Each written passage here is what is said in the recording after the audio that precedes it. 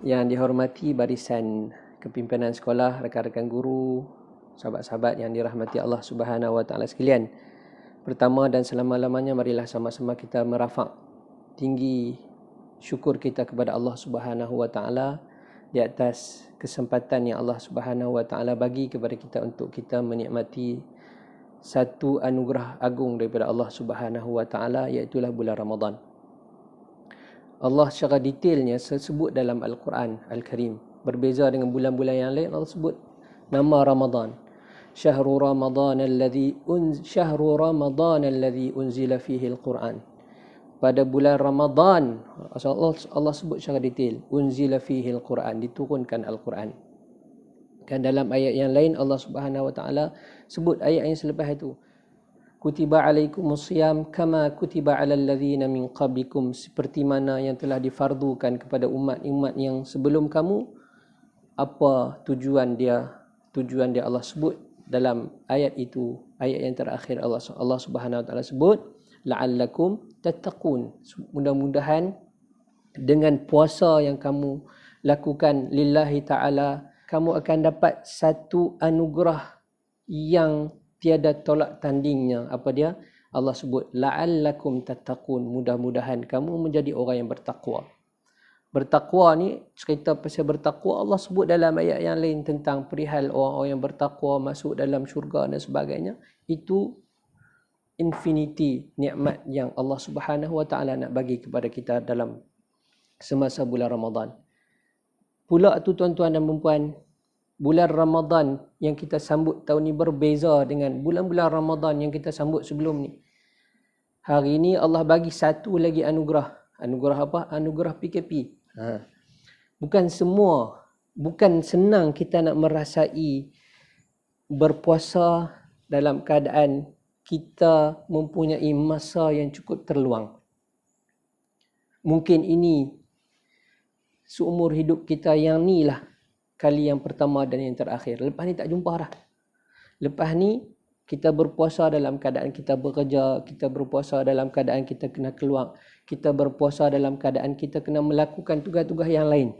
Tapi Ramadan PKP ni tuan-tuan dan puan-puan yang dirahmati Allah, Allah bagi kepada kita 1001 kerehatan. Rehat daripada kerja, rehat daripada buat benda-benda yang melalaikan dan sebagainya. Untuk apa? Untuk nak tengok boleh tak kita capai apa yang Allah Subhanahu Wa Taala sebut la'allakum tattaqun. Mudah-mudahan kamu boleh mendapat darjat orang yang bertakwa. Allah sah. Kan orang yang sebut ni pun belum tentu boleh buat tuan-tuan.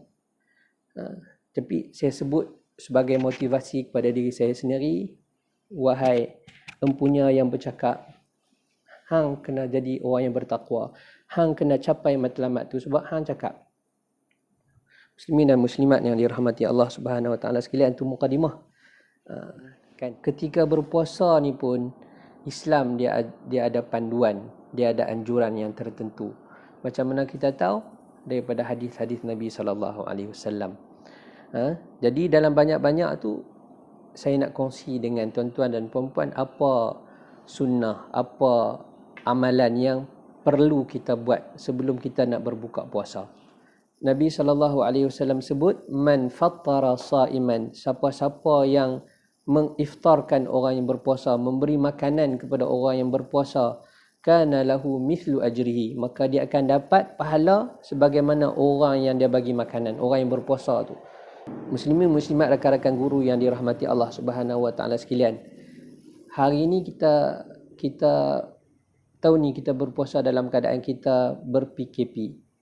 Maksudnya apa? Maksudnya kita berpuasa dalam keadaan kita stay home, stay safe. Tak boleh keluar rumah. Jadi bila tak boleh keluar rumah, puasa ni tak ada bazar Ramadan. Jadi bila tak ada bazar Ramadan, kita tak keluar pergi beli. Jadi bila tak keluar pergi beli, juadah kita tak banyak. Jadi apa salahnya ketika ni lah kita nak buat kebaikan. Kita masak banyak-banyak kan. Kemudian sebelum nak berbuka tu kita pakai hantar dekat jiran-jiran tetangga kita yang duduk dekat rumah kita. Kita bagi, kita kongsikan. Orang yang makan tu akan dapat makanan, kita yang bagi tu kita akan dapat pahala dia. Tuan-tuan bayangkan kalau kejiranan kita ni ada 10 buah rumah. Kan? Kita bagi 10 buah rumah tu. Dalam rumah tu ada 5 orang lah, kita kata ada 5 orang.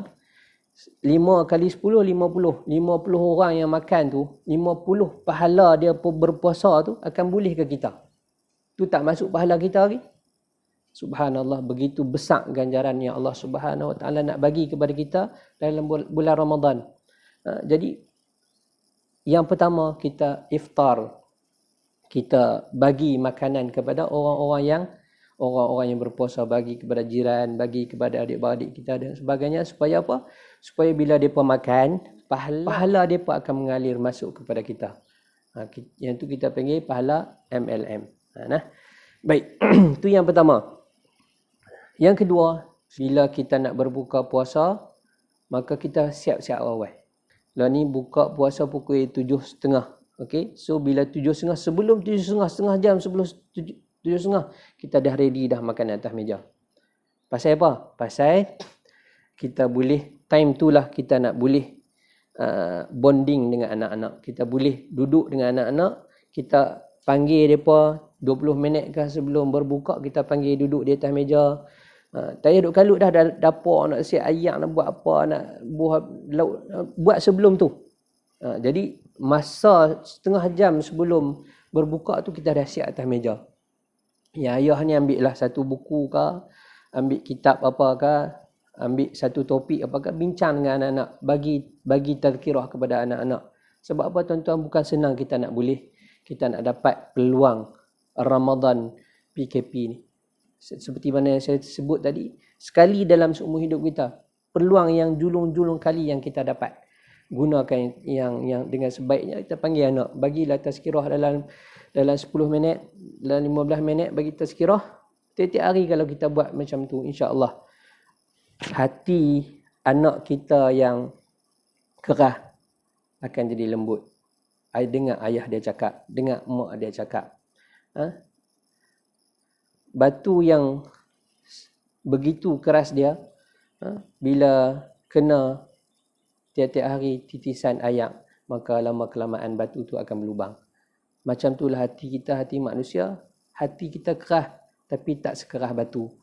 Batu yang begitu kerah pun boleh dilembutkan dengan air. Maka apatah lagi hati manusia bila disirami dengan kalimah-kalimah Allah Subhanahu Wa Taala. Tazkirah. Kita bagi tazkirah. Kan, ambil masa tak payah lama, 15 minit, 10 minit dan sebagainya. Yang ketiga yang saya nak kongsikan dengan tuan-tuan dan puan-puan rahimakumullah adalah selepas kita selesai bagi tazkirah, selepas kita selesai bagi taujihat ke anak-anak kita dan isteri, keluarga kita, elok kalau kita sama-sama selepas tu angkat tangan, tadah tangan doa kepada Allah Subhanahu Wa Taala. Angkat tangan tadah doa kepada Allah. Doa apa? Doa pilih apa-apa pun. Sebab apa? Sebab dalam hadis Nabi SAW, Nabi sebut, Thalathatun la turaddu da'awatuhun. 3 keadaan yang mana pahala mereka tak akan ditolak oleh Allah Subhanahu Wa Taala. Salah satunya apa? Wasaim hina yuftir. Orang yang berpuasa ketika dia nak berbuka puasa.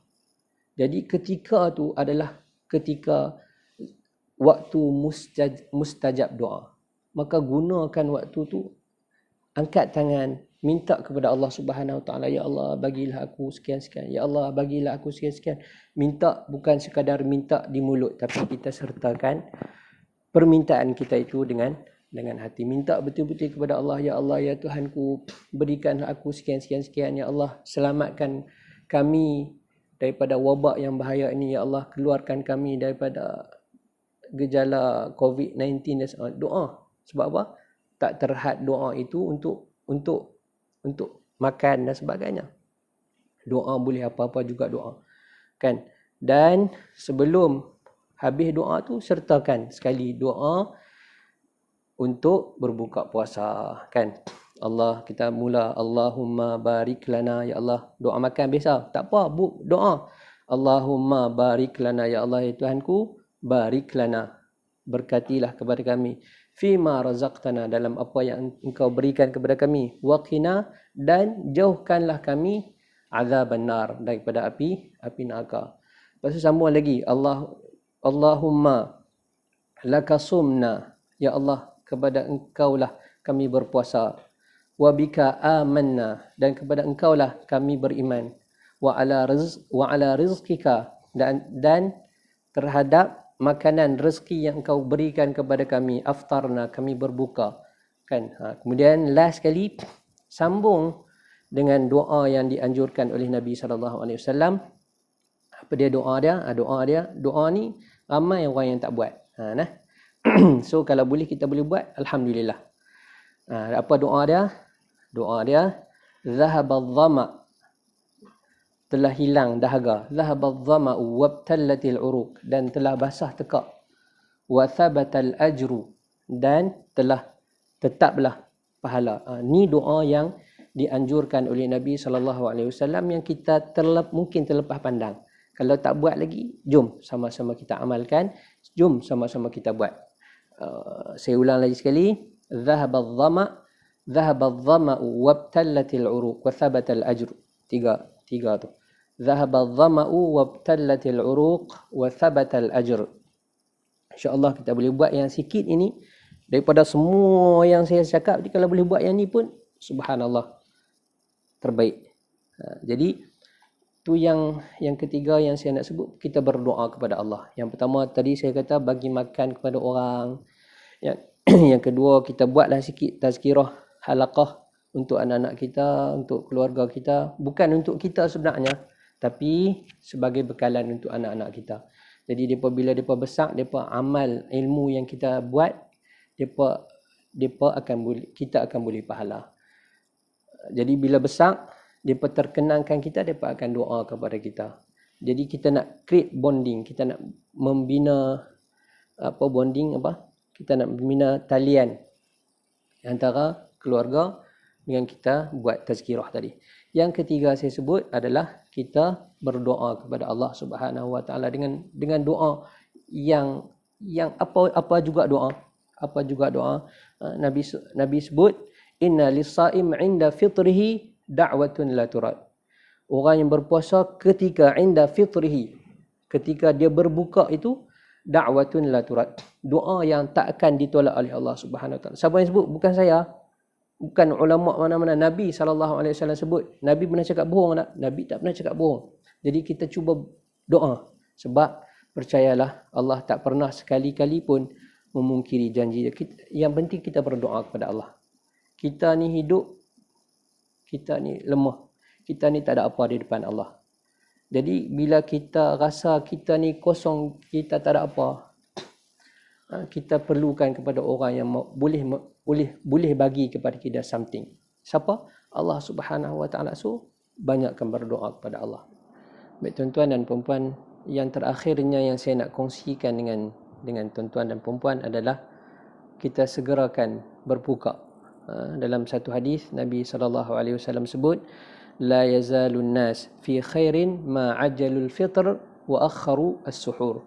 Nabi sebut manusia ni tetap berada dalam kebaikan selagi mana dia mempercepatkan berbuka dan melewatkan dan mengakhirkan bersahur. Jadi dalam hadis tu kita nak ambil poin apa? Kita nak ambil poin kata bila berpuasa maka disunatkan untuk kita mempercepatkan berbuka puasa.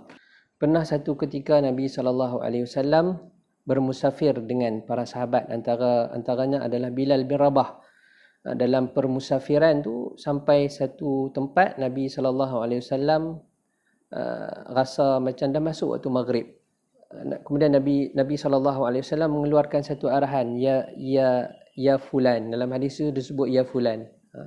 Ya fulan, inzil fajdah lana. Wahai fulan, turun dan sediakan makanan. Para sahabat yang bersama dengan Nabi SAW ketika tu rasa macam terpinga-pinga, sebab bagi mereka hari masih lagi siang. Pasal apa?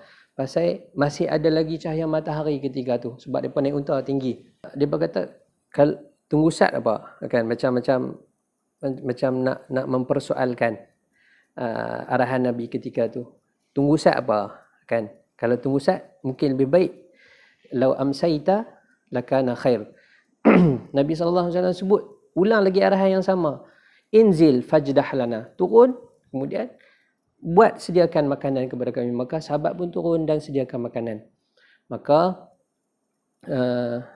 Nabi SAW sebut selepas mereka makan dan sebagainya, idza ra'aitumul lail, bila kamu nampak malam qad aqbala minha huna, sambil Nabi syaratkan sebelah matahari jatuh, bila kamu nampak malam telah pun menjelma daripada arah ini, faqad aftara as-saim, maka ketika tu boleh orang yang berpuasa berbuka puasa. Maka nak abang kata apa? Nabi begitu menjaga sunnah untuk mempercepatkan berbuka puasa sampai para sahabat yang ketika tu tengok Nabi seolah-olah macam tak masuk lagi, tapi keyakinan Nabi kata masuk, maka waktu itu, detik itu Nabi tidak melenggahkan. Sebab sahabat tadi kata mungkin kita tangguh saat Rasulullah, kita lewatkan sikit. Nabi tegaskan sekarang, inzil, turun, fajdah lana, sediakan kepada kami makanan. Nampak ketegasan Nabi itu menunjukkan bahawa di sana ada sunnah yang Nabi SAW nak kita jaga, nak kita buat ketika kita berbuka puasa. Jadi sahabat-sahabat rahimakumullah, begitulah sebuah sedikit perkongsian saya pada hari ini berkaitan dengan adab-adab ataupun sunnah-sunnah yang perlu kita jaga dan kita buat semasa kita nak berbuka puasa. Saya ulang lagi sekali, yang pertama adalah ketika kita bagi, kalau boleh kita bagi orang jiran-jiran kita makanan untuk berbuka puasa. Yang kedua, kita buatlah sedikit halaqah, kita buat tazkirah dalam keluarga kita. Yang ketiga, kita berdoa kepada Allah, berdoa apa-apa juga doa, yang semestinya doa yang kita tak boleh tinggal, doa berbuka puasa. Allahumma laka sumna wa bika amanna, doa yang dianjurkan oleh Nabi, dhahabadh dhama'u wabtallatil uruq wa thabatal ajru. Dan yang ketiga, yang keempat adalah kita mempercepatkan berbuka puasa. Yang kelima yang mungkin kita boleh tambah, berbukalah dengan makanan yang disunnahkan oleh Nabi SAW, apa? At-tamr, kurma. Tak boleh kurma fresh, kurma yang tak fresh, kurma keras tu kan, tak boleh rutab, tamar dan sebagainya. Apa-apa jenis kurma kita buat, insya-Allah niat kita kerana Allah, maka Allah akan ganjarkan dengan pahala yang tak boleh kita nilai sekarang, tapi kita akan seronok bila kita bertemu dengan Allah Subhanahu wa taala. Maka saya akhiri tazkirah ringkas saya dengan aqulu qauli hadza wa astaghfirullahal azim li wa lakum. Assalamualaikum warahmatullahi wabarakatuh. Minta maaf kalau ada salah dan silap sepanjang saya bersama dengan tuan-tuan dan puan-puan. Mudah-mudahan amal yang sedikit ini jika diamalkan, insya-Allah akan menatijahkan kebaikan untuk kita di dunia dan akhirat. Mudah-mudahan ma la yudraku kulluh la yutraku kulluh, apa yang tak boleh kita buat semua, jangan kita tinggalkan semua. Stay home, stay safe. Assalamualaikum warahmatullahi wabarakatuh. مرحبا يا رمضان مرحبا يا